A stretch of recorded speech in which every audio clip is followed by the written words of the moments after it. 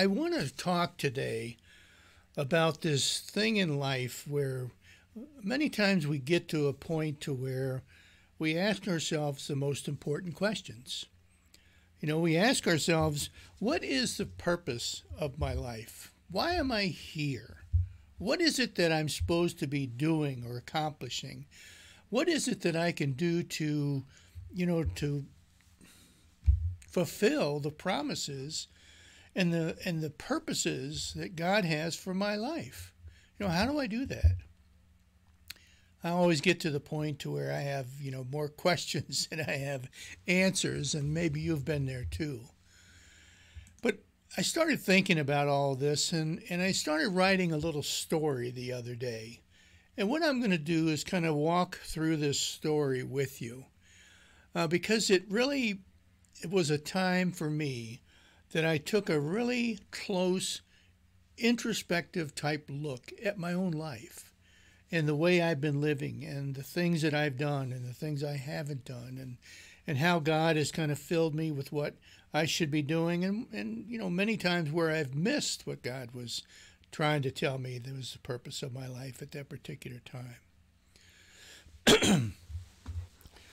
So I'm in here in the church the other day, and I'm really searching for God. In my heart, I'm praying, I'm reading, I'm walking from one place to another, and I spent an hour or so, a couple hours probably, just talking to God and asking God, what is it that you want me to do? What is it that you want me to talk about? What are the sermons you want me to give? What are the places that you want me to go? What are the people that I need to engage with? What is it that I need to be doing? Well, I started to get a little bit depressed. I started to feeling a little bit like, oh man, God, if you would just send me an email or talk to me, then everything would be fine. I'd figure it all out because you'd tell me. Well, I decided that I was getting nowhere. And there's a friend of mine that is an older gentleman, and he's not doing very well, and I wanted to go visit him that day. So I went outside, walking toward my car, and I go from inside the church outside to this beautiful, gorgeous day. I mean, the sun is shining, and there's birds flying around and insects, and, you can see the ants crawling around, and, I was overwhelmed by this sense that God has created abundant life all around me. I mean, it's everywhere I look. I could, look up in the sky, I see birds. I look down the ground, I see ants crawling around. I see bugs and stuff flying around, and I see flowers and all kinds of stuff. And it really was overwhelming because I'm like going from a place of frustration to a place of abundant life.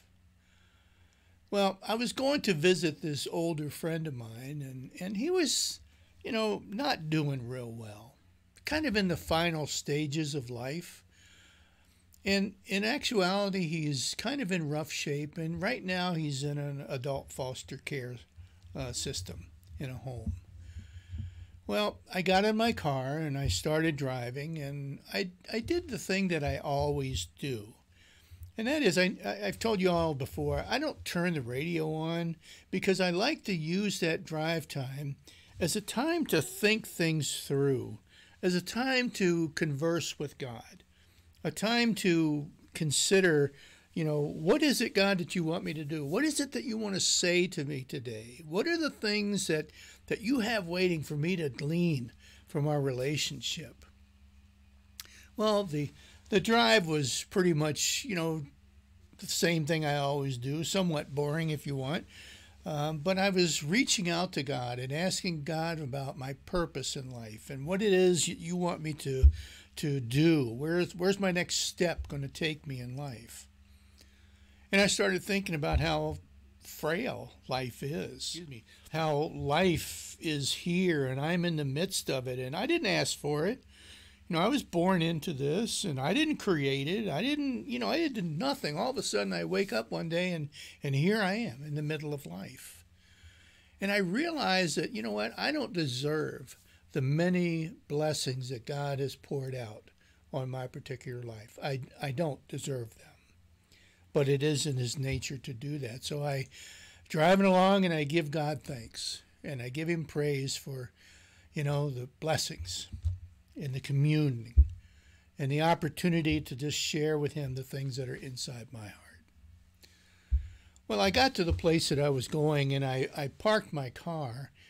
And this is very unusual for me, but I immediately noticed this massive wall of flowers that I had parked in front of.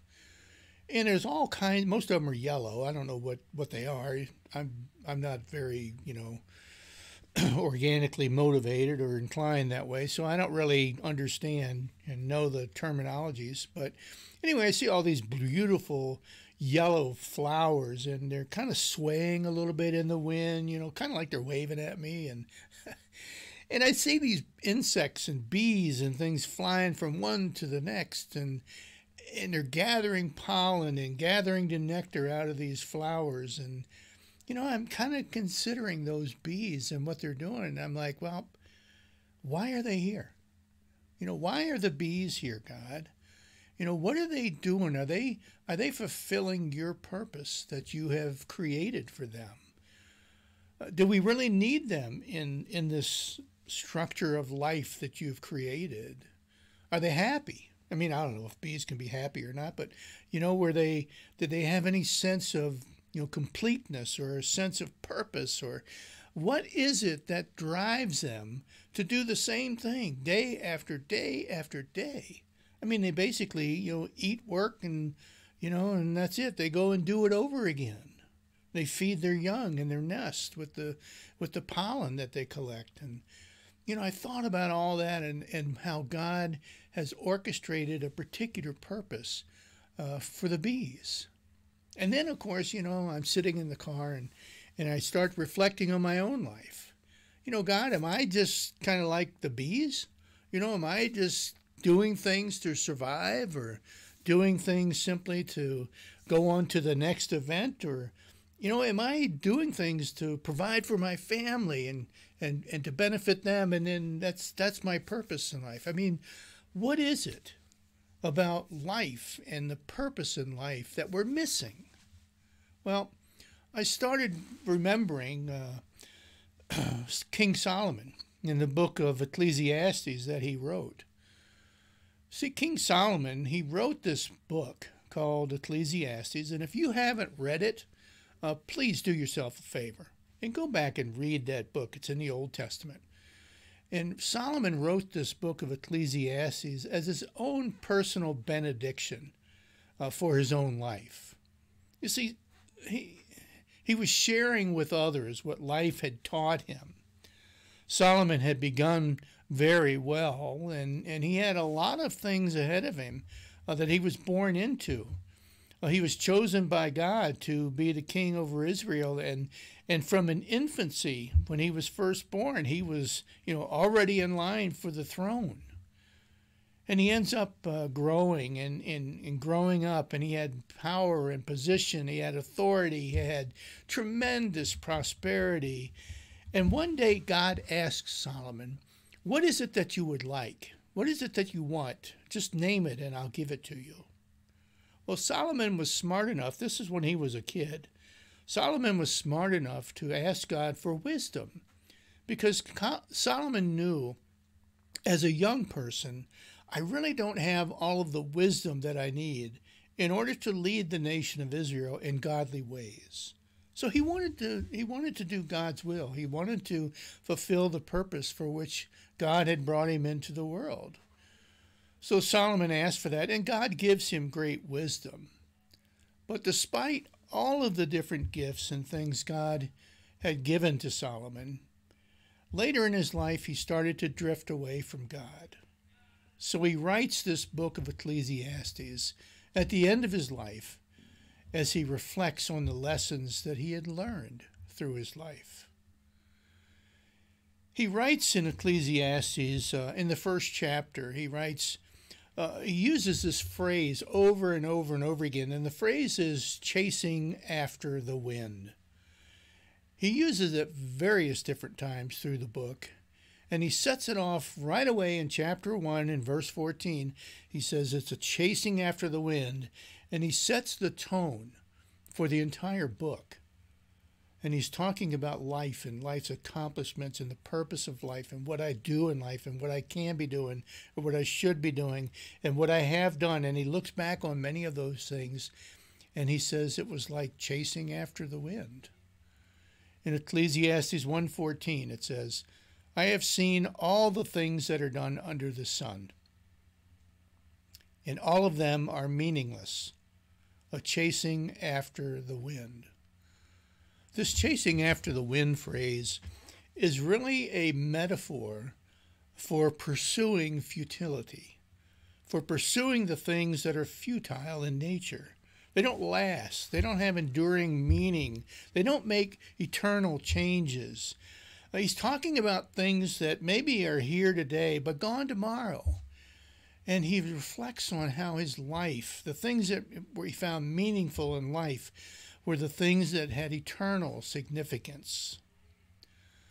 Solomon lists in the book of Ecclesiastes many of the different vain pursuits that he considers to be, chasing after the wind.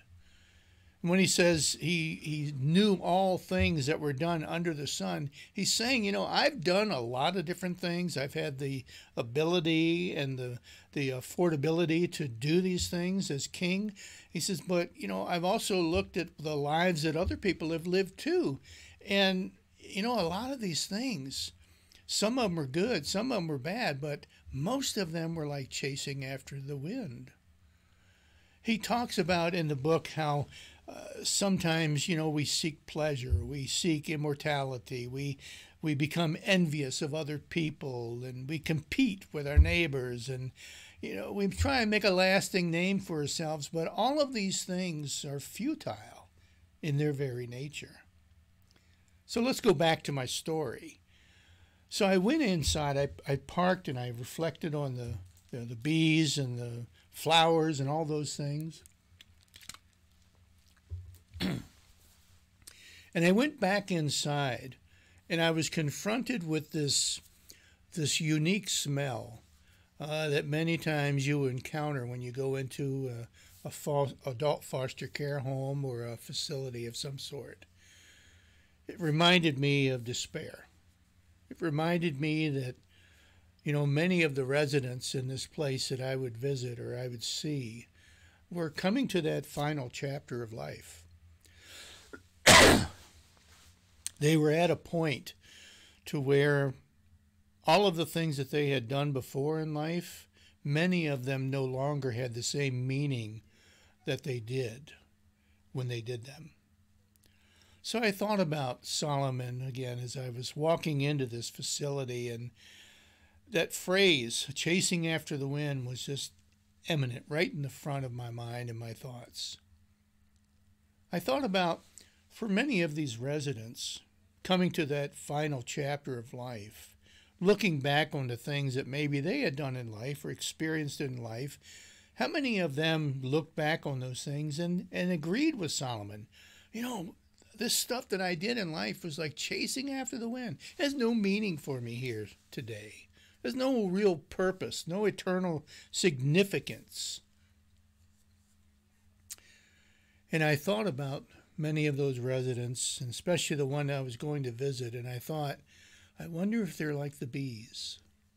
I wonder if they've lived life like the bees, simply doing and gathering and supporting and providing and, going from flower to flower, and then tomorrow we're going to do it all over again. Is that the way that they've lived life? Is that the way I've lived my life? Well, again, most of them had gotten to the point to where this was the final chapter of life.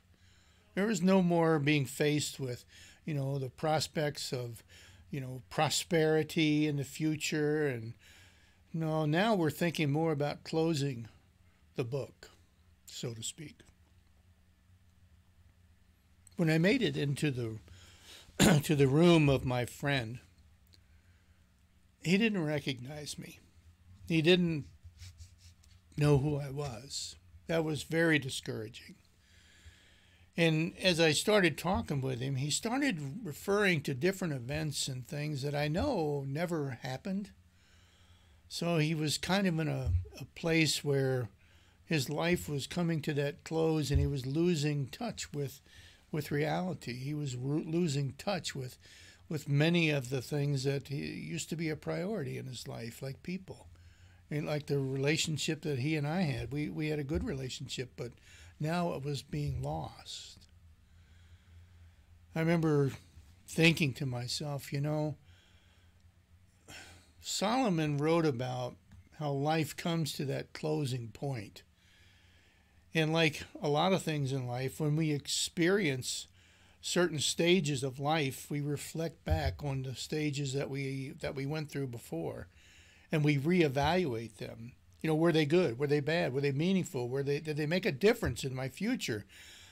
Again, or was it like chasing after the wind? You got to remember that Solomon, he is a guy that really, if you looked up the word opulence in the dictionary, I think you would see Solomon's picture there, because he lived a life of opulence. He had everything. He had all the money, the wealth, the status, the fame, even the wisdom. I mean, he had everything going for him. But he gets to the end of his life, and he's like writing this, this letter to people that would read it, saying, this is the evaluation of my life. This is my final benediction, if you will. Ecclesiastes 12, though, sums up what Solomon said was really the point of it all. He sums up what life really means. He sums up what is important in life, what's not chasing after the end, or chasing after the wind, or chasing after something that's futile. And this is what chapter 12 tells us in there. He says, now all has been heard, and here is the conclusion of the matter. And he's saying, I've considered everything that I've done in my life, all the things that I've practiced and tried, trying to see purpose and pleasure and fulfillment. He says, I've looked at other people's lives and how they've lived. He says, here's the conclusion of the matter. And he continues, he says, fear God and keep his commandments, for this is the duty of all of humankind.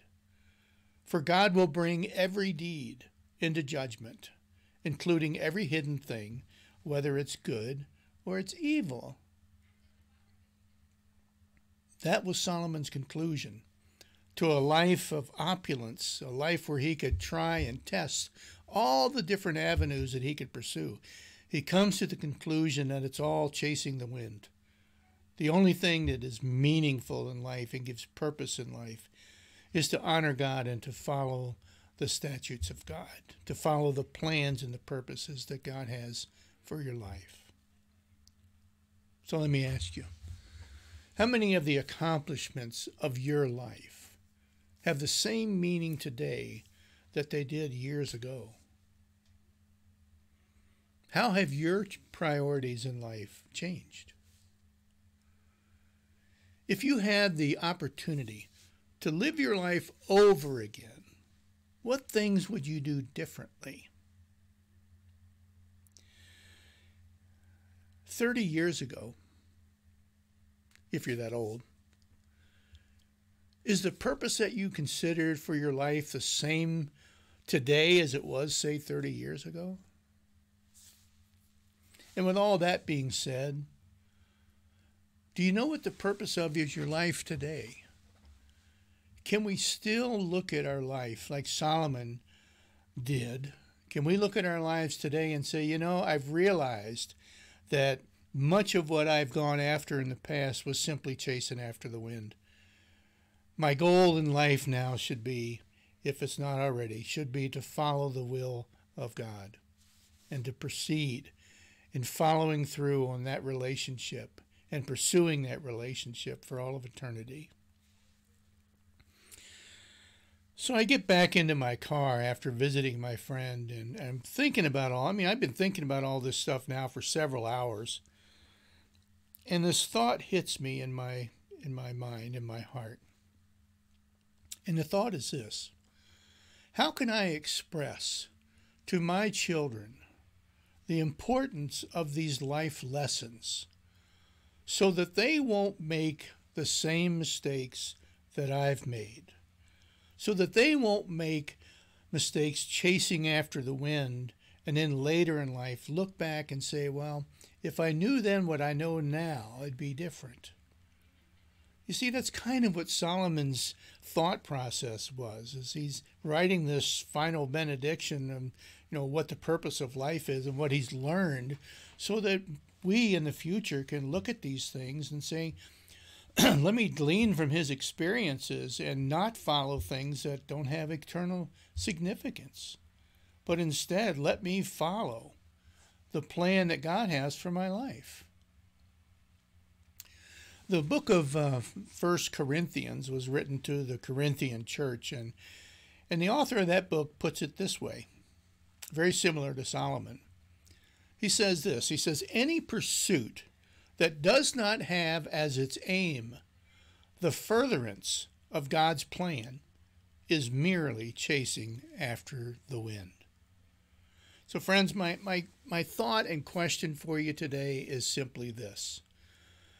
As you look back and reflect on your life in the past, there probably will be issues and times when, I was chasing the wind back then. But it doesn't have to be that way today. Today God gives us a fresh, brand new start every single day if we choose to take it. So I just hope and pray that if your life is set on the goals of God and, the statutes of God and the things that God has planned and ordained for this life and for your life in particular, that's wonderful.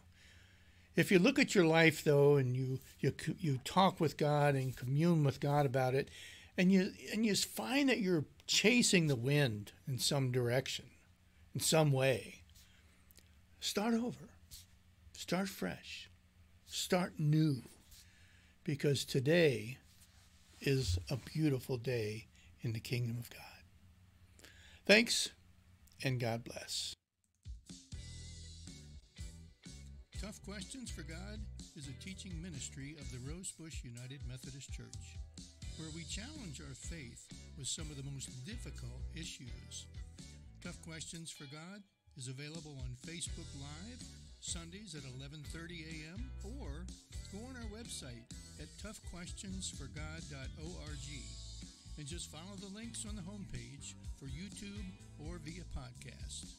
Thanks for joining, and don't forget to like and share. God bless.